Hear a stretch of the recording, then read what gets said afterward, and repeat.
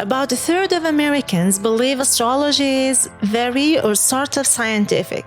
But does being a Leo, Virgo, or Scorpio really matter in the eyes of science? This is extended, and we are going to tell you what science has to say about astrology.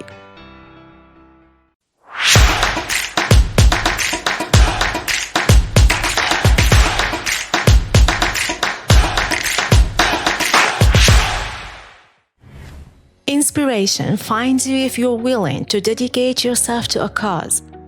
Something appearing meaningless may be a lesson to learn. As many as 70 million Americans read their horoscopes daily. Well, that's at least according to the American Federation of Astrologers. According to a study done 20 years ago, 25% of Americans believe that the positions of the stars and the planets affect our daily lives. In 2012, the General Social Survey found that 34% of Americans consider astrology to be very or sort of scientific, and also reported a decrease in the fraction of people who consider astrology not at all scientific. Astrology is generally defined as the belief that astronomical phenomena, like the stars overhead when you were born, or the fact that Mercury is in retrograde, have the power to influence the daily events in our lives and our personality traits. This is, of course, very different from the study of astronomy, which is the scientific study of celestial objects, space, and the physics of the universe. A specific aspect of astrology, the forecasting of a person's future or the offering of advice on daily activities via horoscopes, is particularly growing in popularity. Magazines like The Cat reported an increase of 150% more hits on horoscope pages in 2017 than the year before. Apparently, lots of people are looking for ways to interpret the stars for advice. Astrology is founded on understanding the positions of the stars, which seems like a scientific enough pursuit in itself. But is there any science to back up whether astrology impacts our personality and our lives? Here's the short answer: no, none whatsoever. But since I have you for the rest of the video, let's look at exactly how astrology has been tested. We sit on a rock made of nickel, iron, silicon, oxygen, and other minerals that orbits our star at 67,000 miles per hour. From our perspective, it appears the backdrop provided by the sky moves overhead. The sun rises and sets.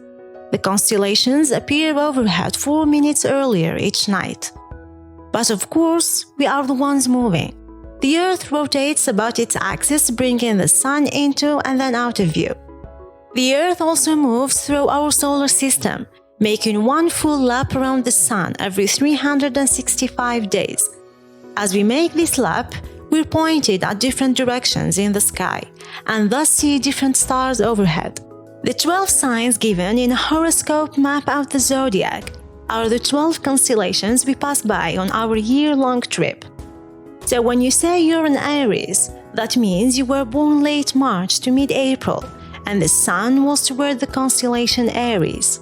Except that's not quite right. You see, the Earth also has an additional form of motion, called precession, which is a fancy word for wobble. The Earth wobbles about its axis a little as it spins. You can think of a top that is starting to slow down after you've set it to spin. This motion is slight, but it adds up. Since the time when astronomers and astrologers alike started laying out the zodiac on the sky some 2,000 years ago, our position relative to those constellations has drifted off by about 30 degrees or one whole month. This means that you may think you're an Aries, but if horoscopes were connected to their present-day constellations, you would actually be more like Pisces. In 1985, physicist Sean Carlson conducted a double-blind test of the idea that astrological charts could accurately describe our personality traits, and published his results in the journal Nature. Carlson asked 30 American and European astrologers ranked by their peers as among the best to review the astrological charts for 116 people without meeting them in person. He then provided 3 personality descriptions for each of the 116 people. One description was the one that actually described the subject. The other 2 were real personality descriptions, but they described other people. Carlson asked the astrologers to match the right personality with the person's astrological chart. And the result, the astrologers were only able to make the correct match 1/3 of the time. Overall, the astrologers matched 1 in 3 charts correctly, so their results were no better than they would be based on random chance. Carlson concluded that astrologers likely work off of the body language and reactions to their clients during in-person meetings to improve their odds at correctly guessing relevant details about their lives.